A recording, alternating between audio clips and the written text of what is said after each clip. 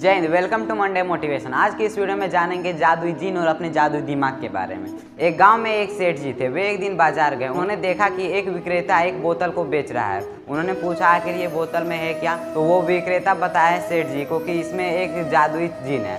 तो सेठ जी ने कहा कि आप इसे बेच रहे हैं। तो विक्रेता ने कहा जी हाँ, हम इसे बेचना चाहते हैं। तो सेठ जी ने कहा आप इसको कितने दामों में बेच रहे हैं। तो विक्रेता ने कहा इसको हम 1000 रुपये में बेच रहे हैं। तो सेठ जी ने सोचा कि ये तो काफ़ी सस्ता है। तो सेठ जी ने खरीदने से पहले पूछा क्या ये जिन सारे काम करता है। तो विक्रेता ने कहा जी हाँ, ये सारे काम करता है। तो सेठ जी ने खरीद लिए वो जिन को। लेकिन विक्रेता एक बात और बताते हैं, सेठ जी ये जिन का जितना अच्छा गुण है उतना एक खराब गुण भी है कि यदि आप इस जिन को यदि आप कोई काम नहीं देंगे तो ये जिन आपको मारने के लिए दौड़ेगा। तो सेठ जी ने सोचा मेरे तो कई सारे बिजनेस विदेश में हैं, तो ये तो कभी मेरा पूरा काम कर ही नहीं पाएंगे। तो वो सेठ जी उन जिन को खरीद कर अपने घर लेकर जाते हैं। जब वे सेठ जी उस बोतल से उस जिन को बाहर निकालते हैं तो बहुत बड़े काम को जिन को करने देते हैं सेठ जी।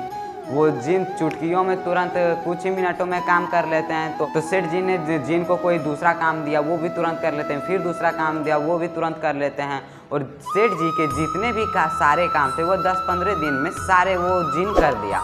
अब सेठ जी को तो उस विक्रेता की बात याद आ गया कि यदि मैं इस जिन को यदि कोई काम नहीं दूंगा तो ये मुझे मारने के लिए दौड़ेंगे। तो सेठ जी अपने जान बचाने के लिए भागते भागते एक विद्वान पुरुष के पास जाते हैं।